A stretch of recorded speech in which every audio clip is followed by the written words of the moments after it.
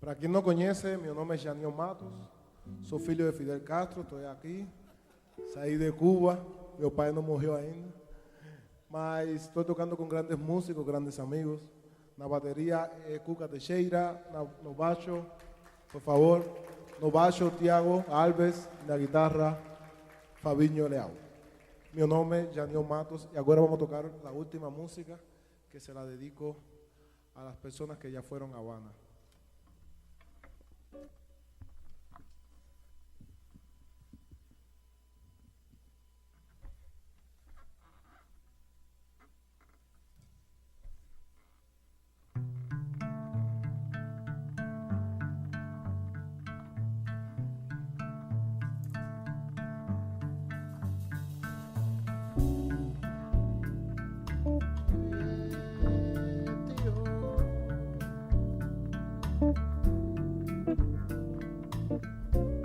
Como gaviota te has perdido en el mar, un destello toca, es que acaba de llegar.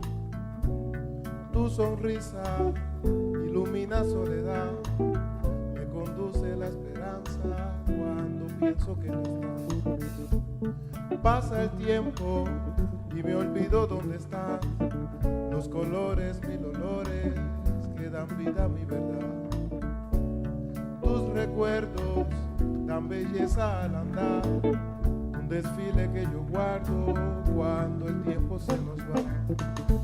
Oh, Habana, me despido con un beso y te invito a pasear. Oh, mi Habana, me despido con un beso y te invito a pasear. Yeah, oh, no.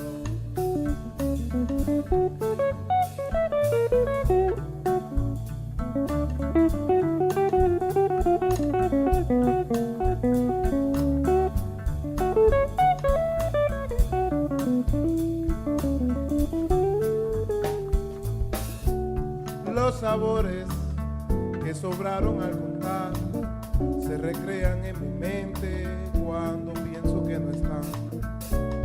Hoy tus manos se despiden al pasar de la vida que jugaba a las guerras en el mar. Oh, Habana, me despido con un beso y te invito a pasear. Oh, mi Habana, me despido con un beso y te invito a pasear. Hey, oh, yo no voy,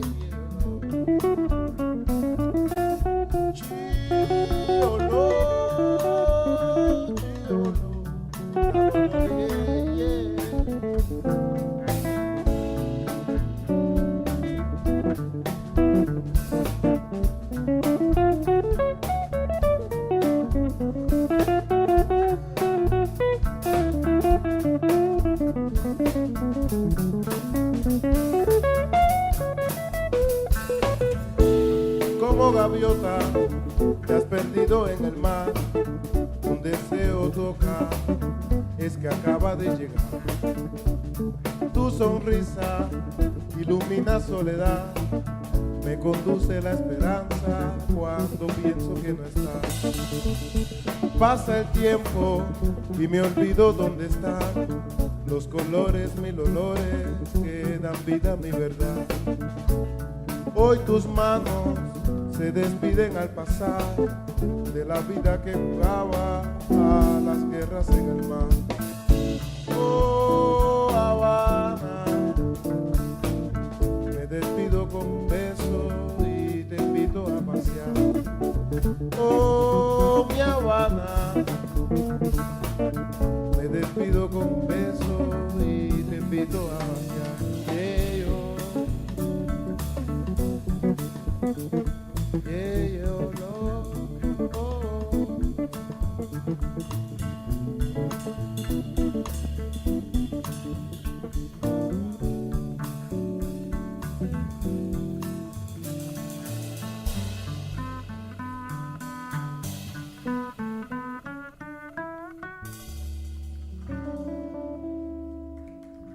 Muito obrigado.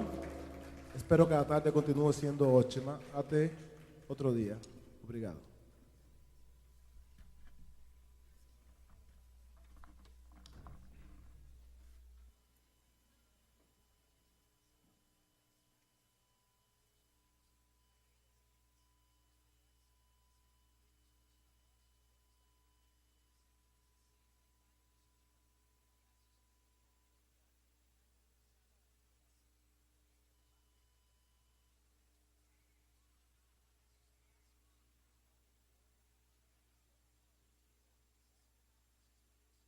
Os estudos de risco para aquisição de energia no Mercado Livre, que era um sistema novo, que não conhecíamos. Iniciamos também o processo para denúncia do nosso antigo contrato no mercado cativo com a CPFL. Não encontramos nenhuma resistência por parte da CPFL. O processo foi tranquilo, correu dentro dos prazos estimados. Nenhum prazo foi extrapolado. Optamos em fazer a adequação do sistema de medição com a CPFL, pois acreditávamos que seria uma maneira mais segura de realizar esse processo, qual também foi tranquilo, foi dentro do esperado, não encontramos nenhuma resistência. A adequação do novo sistema foi simples, mudou somente o medidor. Ainda continuamos conectados no mesmo ramal, na mesma central de distribuição, não mudou nada. O atendimento da CPFL no Mercado Livre de Energia continua nos mesmos parâmetros, no mesmo 0800, não alterou nada. Os resultados foram os esperados, o qual em nossos estudos acreditávamos ser em torno de 10%, e até o presente momento tem atendido as nossas expectativas. O nosso consumo hoje está na faixa de 0,22 megawatts médios. O atendimento com a Bioenergias é simples e rápido. Nos comunicamos com os analistas através de e-mail e telefone, e os mesmos nos atendem e solucionam as nossas dúvidas, sem problema nenhum.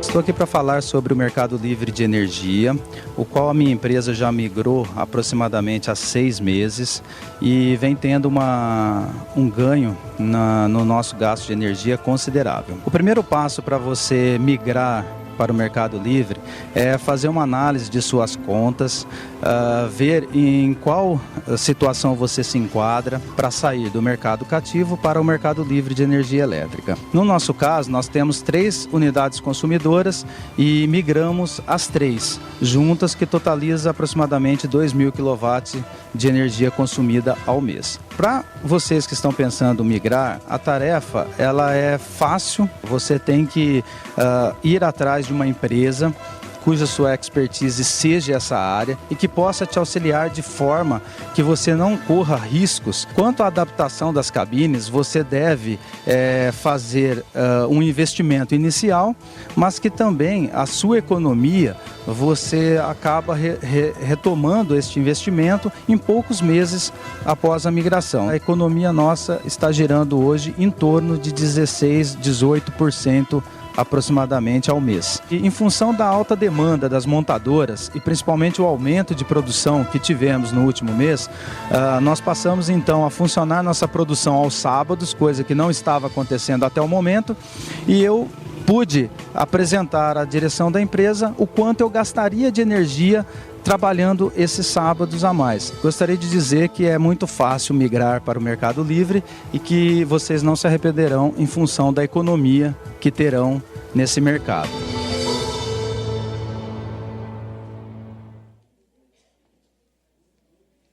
Estamos de volta, então, com a nossa programação do terceiro Fórum Bioenergias. E o nosso próximo palestrante é consultor da Inova Focus. Eu gostaria de convidar ao palco Fernando Mirancos da Cunha. Por favor, Fernando.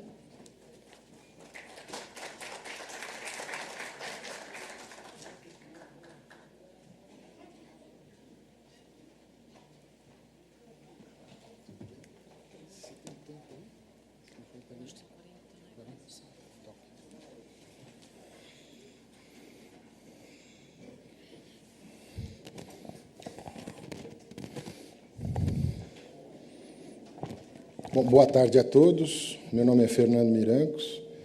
Eu sou engenheiro eletricista, trabalhei durante 26 anos no setor de energia, mais especificamente na Eletropaulo, na área de operação. E agora eu sou consultor da Inova Focus, uma empresa que trabalha com uma área muito específica do setor elétrico, são os centros de operação e controle e call centers. Eu gostaria de agradecer o convite que me fez o Roberto Mário Dinardo, que era para estar aqui fazendo, mas em função de um outro compromisso no exterior, não pôde estar, ao Bernini e ao Felipe também por terem aceito a indicação. O que o Dinardo me pediu é para falar um pouco sobre o fornecimento seguro, falar um pouco da parte técnica, do fio, de como essa energia é distribuída, independente do cliente ser cativo ou estar no Mercado Livre, como é que isso de fato funciona.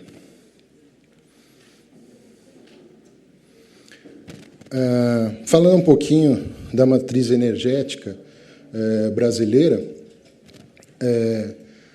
alguns de vocês já devem saber, 65% dessa matriz é hidráulica, né, e os outros todos divididos em gás, petróleo, biomassa, além de 8% de importação que vem de outros países. A capacidade instalada hoje no sistema elétrico é de aproximadamente 120 gigawatts. Né? Nós temos aproximadamente 2.700 usinas divididas nesses vários tipos. Estão em construção para serem entregues até 2016 mais aproximadamente 28 gigawatts. E hoje a energia gerada por esse sistema é em torno de 505 mil gigawatt-hora. O Bernini até tinha citado aqui na palestra dele sobre a questão da sabedoria convencional. Eu me lembro que em 97 eu trabalhava na Eletropaulo. A Eletropaulo, naquela época, eram o que hoje são 4 empresas diferentes. Então, da cisão que houve com a implementação do modelo de desverticalização, surgiram 2 distribuidoras, uma transmissora e uma geradora. Na época, as distribuidoras eram a Eletropaulo Metropolitana e a Bandeirante Energia, que hoje chama Bandeirante Energia. A EPTE, que foi a empresa de transmissão, que posteriormente foi absorvida pela CESP, virou a CETEP, que é a transmissora aqui do Estado de São Paulo, e mais a EMAI, que é essa geradora que existe aqui em São Paulo. Então, quando esse modelo surgiu na época, de fato, nós, que éramos da área técnica, ficamos muito preocupados como isso ia funcionar. Né? Como é que antes uma empresa que trabalha de forma verticalizada vai separar essas operações de geração, transmissão e distribuição, em que pese o fato de, na época, a geração da Eletropaulo representar apenas 7% do consumo que ela tinha, né? Mas, por exemplo, a interação entre distribuição e transmissão era tão grande que, para vocês terem uma ideia, a parte de transmissão ficava do outro lado do corredor da distribuição. E foi uma discussão assim muito grande entre os técnicos durante vários anos, até que o modelo fosse estabilizando, ou seja, como a operação desse sistema de forma separada se tornou uma operação contratual, ou seja, existiam contratos a partir dali entre as empresas, obrigações que o órgão regulador colocava para cada uma dessas empresas, né? Eu me lembro da discussão da divisão dos ativos que tiveram. Bom, nós vamos ficar, o limite até aqui, esse nível de tensão fica com a transmissão, essas subestações vão para a distribuição. Isso tudo gerou discussões muito grandes no momento da cisão e também ao longo dos anos, até que os procedimentos operativos entre esses segmentos ficassem definidos de forma assim bastante clara. Então, a divisão que se deu foi na geração, né, onde tinha competição, os transmissores e distribuidores com um monopólio natural, porque eles tinham o fio, né, as linhas e as redes de distribuição, e criou-se aí as figuras dos consumidores livres e da comercializadora, né, onde também haveria uma competição. O antigo GCOI foi transformado no NS, né, que é o operador nacional do sistema, que é responsável pelo despacho hidrotérmico de todo e pela coordenação da operação de todo o país. E a ASMAI, que depois veio se transformar na CCE, que faz a contabilização dessa liquidação. Aqui, como funciona um ambiente regulado, né? Os consumidores que são cativos compram essa energia das distribuidoras, que compram em leilões, e no ambiente livre, que essa comercialização é feita pela figura desses comercializadores. Aqui um pequeno exposição sobre como funciona essa questão da energia, né? De como ela chega a qualquer cliente, independente de ser livre ou cativo. E aqui começo a dizer a vocês assim a garantia que os clientes livres têm de que vão receber energia com a mesma qualidade do que um cliente cativo.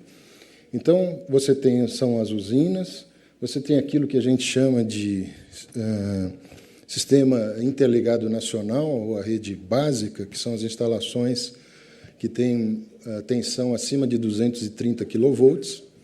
Né? Essas instalações levam energia até as subestações de transmissão de várias empresas transmissoras que existem no país. Aqui ocorre a entrega dessa energia para as distribuidoras, para a Eletropaulo, para a CEMIG, para a Copel, para a Electro. As distribuidoras, algumas delas têm as linhas de subtransmissão em tensão menor do que 230, ou têm as DITs, que são as demais instalações de transmissão. Neste ponto do sistema, já existem consumidores, que a gente chama, no jargão técnico, consumidores de alta tensão, do grupo A2, aí, A1, que estão conectados nessa linha de transmissão. Aí tenho mais uma subestação de distribuição que faz o abaixamento dessa tensão para circuitos, que são essas redes aéreas que a gente vê na rua, suspensas nos postes. Esses são os circuitos que a gente chama de tensão primária da rede, que são de 2,9 até 34,5 kV. Aqui a gente tem conectados os consumidores de média tensão, ou seja, aqueles consumidores que têm cabines primárias, entradas primárias nas suas instalações. E depois nós temos mais uma transformação que é feita por esses transformadores de distribuição que estão nos postes, ou, no caso das redes subterrâneas, são submersíveis. Nessa porção do sistema estão ligados a maioria dos clientes que são clientes de baixa tensão. Mas, do período em que se começou essa questão da contratação de energia por consumidores livres até hoje, o que a gente percebe é que nós temos já clientes ligados em todos os níveis de tensão que estão no Mercado Livre.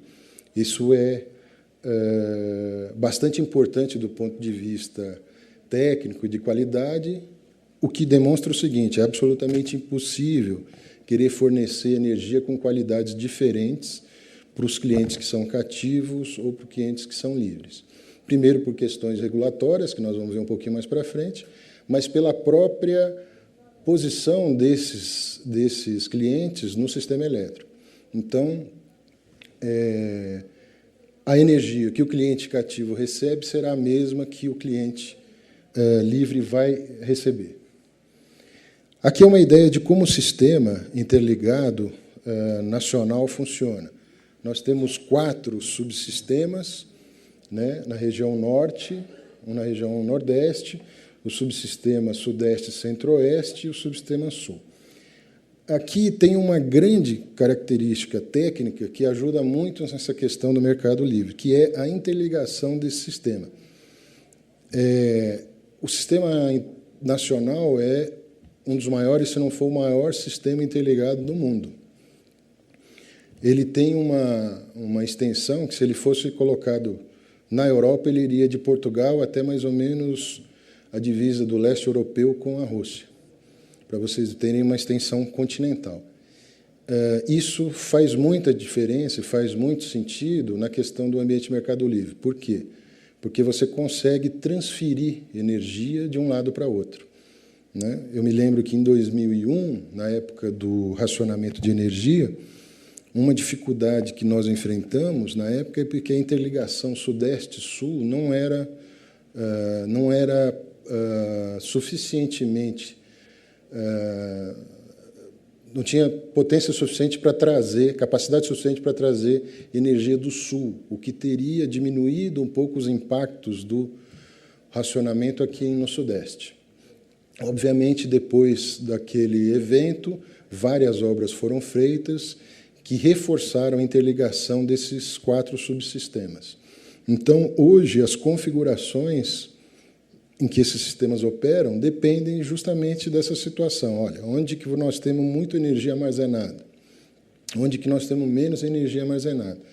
E o ONS programa, junto com os agentes, essa configuração do sistema de forma que a gente possa otimizar, dar segurança e, ao menor custo possível, a operação de todo do sistema interligado. Essa daqui é um slide que mostra exatamente a função do operador nacional do sistema. O que ele tem que fazer? Operar esse sistema com segurança, ou seja, esse sistema tem que continuar funcionando para fornecer energia para todos os clientes ao menor custo possível.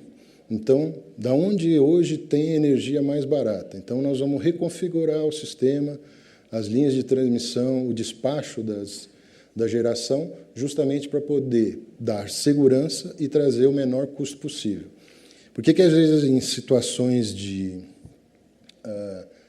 onde você tem baixo nível de reservatório, a energia fica mais cara? Porque, justamente, o ONS despacha as geradoras térmicas para garantir segurança para o sistema. E isso torna, evidentemente, a energia mais cara.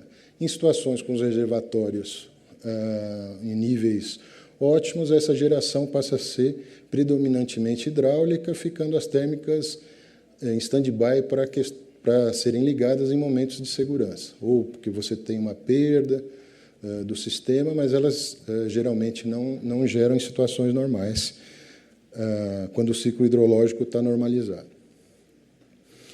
Muita gente pergunta assim, bom, mas esse setor, né, de energia é muito regulado? Eu digo para vocês que é um dos mais regulados, uma das atividades econômicas mais reguladas que tem no país, né? Ali à esquerda vocês veem a quantidade de órgãos governamentais ou organismos, até de instituições privadas, que emitem leis, decretos, portarias, planos, estudos, procedimentos para o setor de energia. Desde o primeiro lá que é o Conselho Nacional de Política Energética, passando pelo Comitê de Monitoramento do Setor Elétrico, Ministério, ANEEL, ONS, EPE, né? E isso tudo impacta a parte de planejamento, tanto da expansão do sistema quanto de reforço desse sistema, obras que fazem a repotenciação do sistema já existente. Impactam projeto, construção, operação, manutenção e atendimento ao cliente. Então, é, de fato, um setor extremamente regulado. Existem estruturas dentro das empresas, além de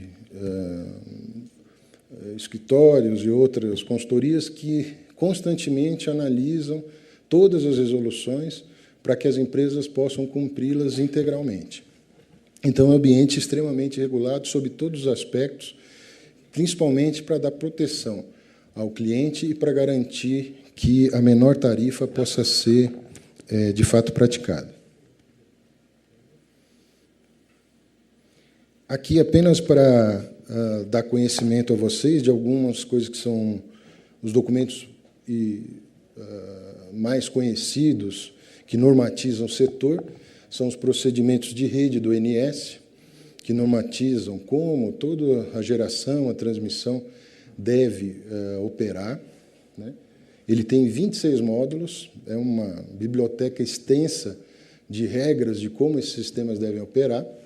E um exemplo que eu dou é o módulo 10, que é o Manual de Procedimentos de Operação, que diz exatamente como esse sistema deve ser operado. Então, tem uma série de regras que dizem como isso funciona.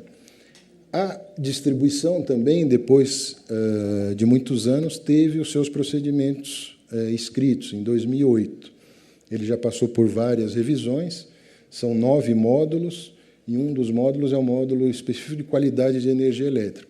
Nesse módulo, vocês podem ter acesso, é só baixá-lo lá do site da ANEEL, vocês vão ver nenhuma referência a se o consumidor é livre ou cativo, e vão ver as referências técnicas, né? Se esse consumidor está ligado em baixa tensão, em média tensão e alta tensão, o que diferencia como os requisitos e os limites dos indicadores de desempenho que as empresas devem cumprir para cada um desses clientes.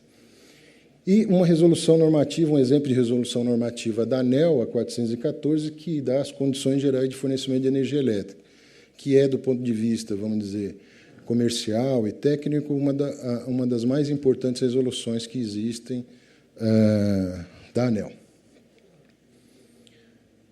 Quando a gente fala em energia, né, a gente tem duas questões importantes aí a tratar. Uma, considerando a energia ou a eletricidade como um produto. E aí você tem várias dimensões desse produto que são reguladas pela ANEEL. Então, por exemplo, você precisa entregar a energia para o cliente com aqueles 7 dimensões ali funcionando perfeitamente. A tensão em regime permanente, o fator de potência, né, a questão das harmônicas, o desequilíbrio e a flutuação de tensão, variações de tensão de curta duração e a variação de frequência. Então, tudo isso está regulado. Por quê? Porque os equipamentos que qualquer cliente tem precisam que isso esteja funcionando dentro de uma determinada faixa para operar corretamente. E se não operar? Se não operar dentro dessa faixa, a empresa tem um tempo para resolver esse problema. Então, vamos dizer que tem lá um problema de desequilíbrio de tensão numa determinada região. A empresa tem um tempo para resolver aquele problema, a partir do qual passa a ser penalizada por aquele desvio, né? A mesma coisa a gente fala de qualidade de serviço, que aí é uma coisa que a gente sente muito mais presente na vida, que são os indicadores de duração e de frequências de interrupção. Esses indicadores existem há muitos anos, desde 78 que existem indicadores regulados, que são conhecidos DEC, da duração, FEC, de frequência. O que esses indicadores medem? É uma frequência e uma duração ponderada dessas interrupções, né? Antes, em 78, e até pouco tempo atrás, até por volta do meio da década de de 2000, eram indicadores coletivos, ou seja, se media esses indicadores para todos os clientes da empresa, em conjunto. Depois, a ANEEL transformou isso em indicadores individuais. Isso foi um avanço importante, porque, quando você mede o conjunto dos clientes, de fato, fica aquela questão, um ficou 1 hora interrompido, o outro ficou 10 horas interrompido, na média, ficamos 5 horas todos interrompidos. Agora, os indicadores são individuais. Vocês podem ver nas faturas de energia, por exemplo, da onde vocês moram, que lá tem o indicador, o limite do indicador, e tem o quanto que aquele indicador foi, qual é o valor dele naquele ano. Tá? E aí você pode aferir essa diferença. Então, houve uma melhoria, né, um avanço nessa questão regulatória quando passou a ser medido por cliente. Obviamente, isso exigiu mudanças das concessionárias, né, porque as penalizações seriam altas se isso não acontecesse. Uma mudança que houve no ano passado é um indicador para dia crítico. Isso é uma discussão muito grande assim no setor, na parte mais técnica, junto com a ANEEL e as empresas, que são aqueles dias em que você tem eventos, por exemplo, climáticos tão severos que causam problemas de tal ordem para as empresas que seria impossível resolver elas numa situação como se fosse um dia normal. Mais de 95% do nosso sistema é aéreo, no Brasil todo. Chega a 98%, se você considerar linhas de transmissão, é aéreo. Sistemas aéreos, obviamente, sofrem ação intensa de eventos climáticos severos. Então, ventos, descargas atmosféricas, de fato, causam problemas sérios para distribuidoras, para transmissoras de energia. Então, fixou-se, isso existe em outros lugares do mundo, especialmente nos Estados Unidos, que a legislação, a meu ver, é bem menos rígida do que no Brasil, a instituição do dia crítico. Então, quando se, de acordo com determinados parâmetros, diria, olha, esse aqui é um dia crítico, né? Ele, eventualmente, não tinha certos limites fixados pela ANEEL, como, por exemplo, a duração da interrupção. E, no ano passado, ela fixou, mesmo para esses dias críticos, limites máximos que as empresas deveriam observar para a duração da interrupção, né? Todos esses indicadores, se ultrapassados os limites, geram penalidades, compensações que precisam ser pagas aos clientes. Aqui é um exemplo, eu trouxe aqui um exemplo, um dado da ANEEL sobre DEC/FEC. O primeiro gráfico é sobre o DEC anual, ou seja, a duração equivalente de interrupções anual verificadas de 2000 até 2011. O que a gente percebe é um valor aproximadamente de 16 horas e meia em 2010 e um valor um pouco superior, em torno de 18 horas, em 2011. O grande problema é que isso, em algum momento, tinha sido já muito melhor, né? Se vocês percebem ali, no meio da década, em 2006, se tinha conseguido quase chegar a 15, e depois isso piorou um pouco. No caso do FEC, isso não aconteceu. A frequência de interrupções foi diminuindo e hoje está abaixo daquela linha preta ali, que é o limite definido pela ANEEL.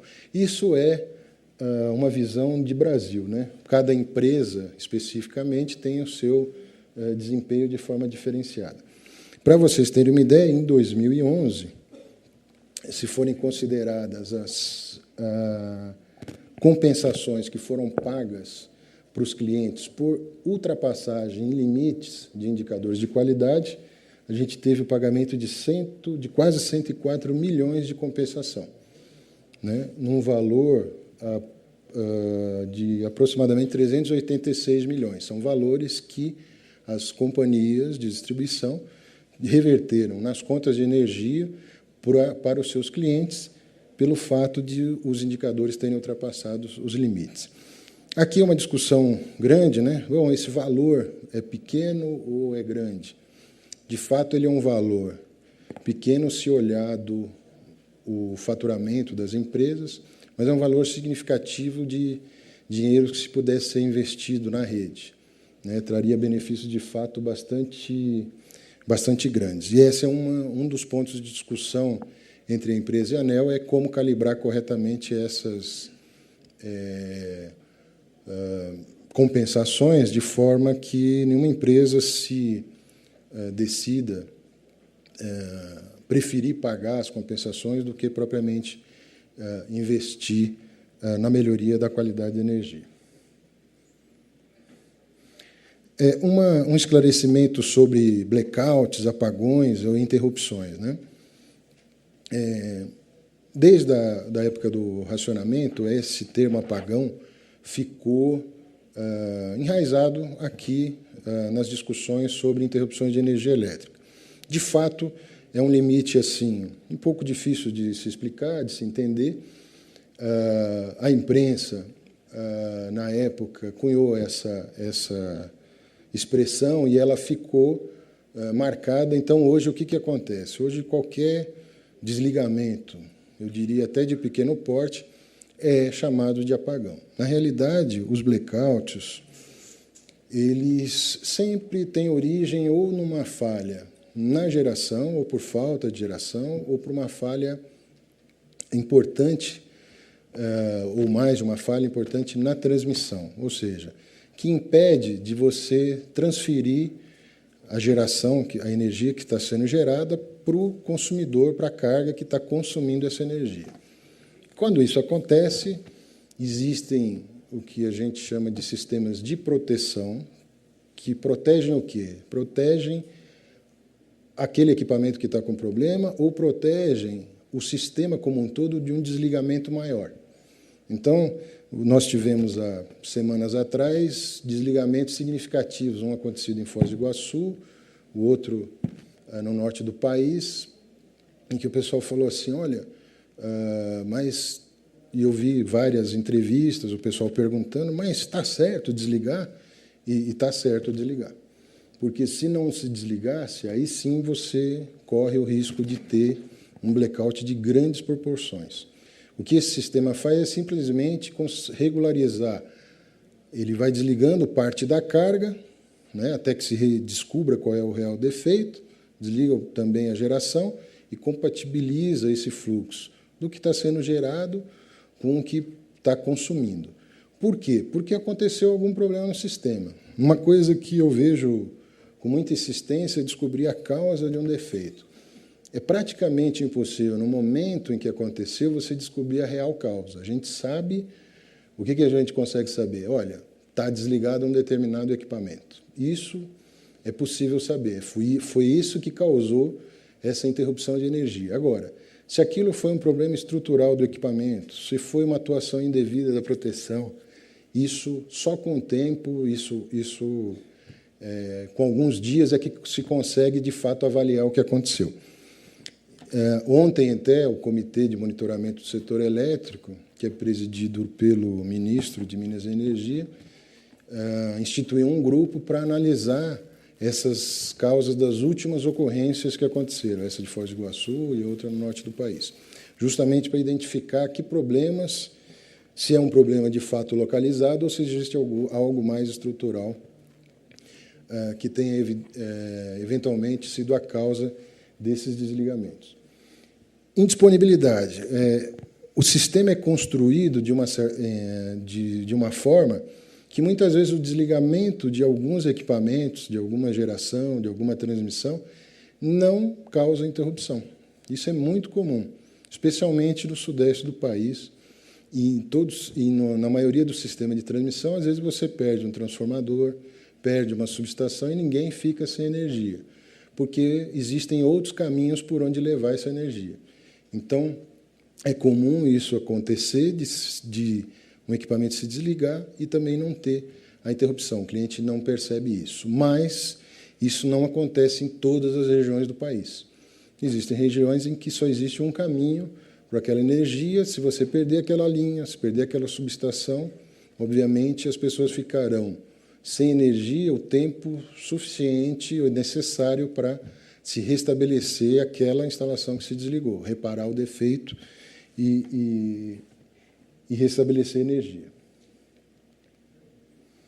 Trouxemos assim 3 casos para vocês verem, pegamos o que saiu na imprensa para vocês analisarem. Primeiro, essas coisas acontecem só no Brasil ou em todo lugar? De fato, acontecem em qualquer lugar do mundo, né? Mesmo naquilo que a gente costuma chamar de países mais desenvolvidos, acontecem coisas como essa que aconteceu em Toronto. Houve uma explosão numa usina, desligou lá o sistema que abastecia a região, né? E as consequências que ocorrem em qualquer lugar. Metrô parado, hospital sem energia, uma série de problemas que a falta de energia traz. Esse é um caso que aconteceu na geração e tinha até uma visita da Rainha da Inglaterra nesse período lá em Toronto. A transmissão, os casos que aconteceram agora aqui no Sul e no Nordeste, né, no mês de setembro, também, que vários estados do país tiveram a interrupção de energia. E na distribuição, que é um caso em junho do ano passado, envolvendo a Eletropaulo, e a gente trouxe essa notícia porque mostra aqui uma coisa que também é verdadeira, que eu falei para vocês, do caso das rajadas de vento, né? E um problema bastante sério que envolve as distribuidoras de energia, que é o contato da rede com as árvores, né? Como vocês sabem, as cidades brasileiras, na sua maioria, não foram efetivamente planejadas, então há uma convivência bastante difícil entre árvores e rede de distribuição de energia. Então, tem uma série de distribuidoras que têm como a sua maior causa de interrupção essas árvores, em que pese o fato de terem planos de manutenção, fazerem a poda de árvore, e tudo acaba acontecendo esse tipo de questão. Então, mais ou menos isso que sofre nesse período que a gente está entrando agora, que vai de novembro até março, a distribuição de energia de todo o país, por ser eminentemente uma distribuição aérea, acaba sofrendo com essa ação de agentes externos, como são as árvores.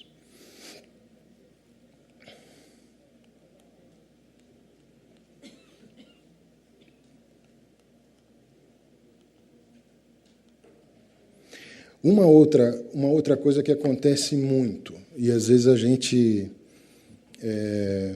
desconhece o fato. Obviamente, a maioria das pessoas não tem a obrigação de saber isso, mas são os defeitos que acontecem dentro das instalações, que as concessionárias de energia do Brasil ou do mundo, de fato, não têm a ver. Teve um evento aí, não sei se todos acompanharam,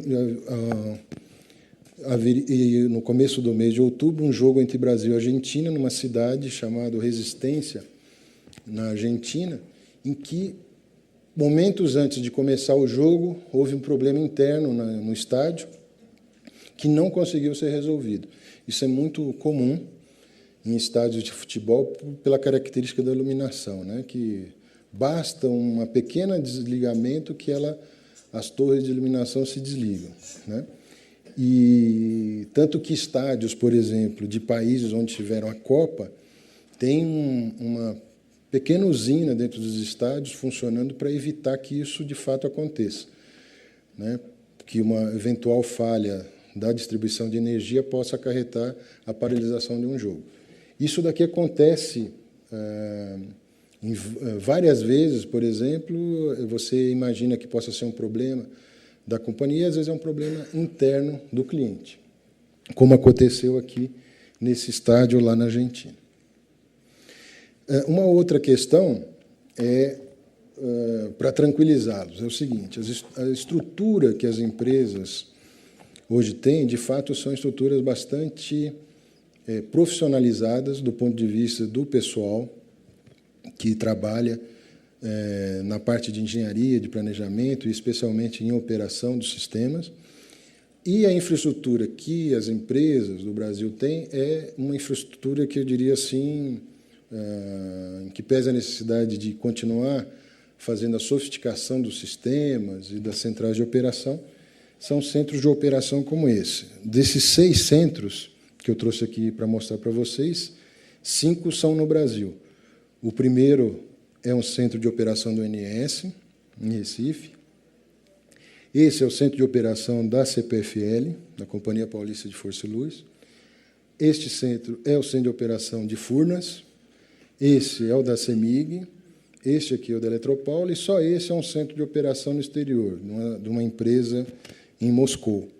Então, todas as estruturas de distribuidoras, especialmente distribuidoras e transmissoras de grande porte, têm estruturas técnicas suficientes para atender a demanda e os pleitos de todos os clientes. E, geralmente, como é que esse atendimento é feito, né? Clientes de baixa tensão sempre são atendidos pelo call center, né, da empresa. E o sistema, os clientes de média tensão também, mas já tem um tratamento dado, em parte, pelo centro de operação. E os clientes ligados em alta tensão, em redes de subtransmissão, já são atendidos, são geralmente atendidos pelos próprios centros de operação. Isso porque são clientes num menor número e clientes que geralmente têm uma equipe de manutenção e de engenharia que requer um atendimento mais especializado. Mas eu recomendaria a todos vocês que eventualmente vão para o Mercado Livre ou já estejam, existem as estruturas dos gerentes de conta nas empresas. E onde não tiver, seria importante que vocês pedissem às empresas para criar isso. Esse gerente de contas ele faz um meio de campo muito importante entre vocês, a área técnica e comercial da empresa. Então, são pessoas com informação e formação suficiente para resolver todos os problemas e agilizar as questões, sejam de problemas relacionados com energia, ou com consumo, ou com qualquer coisa. Então, esses gerentes de contas são muito importantes.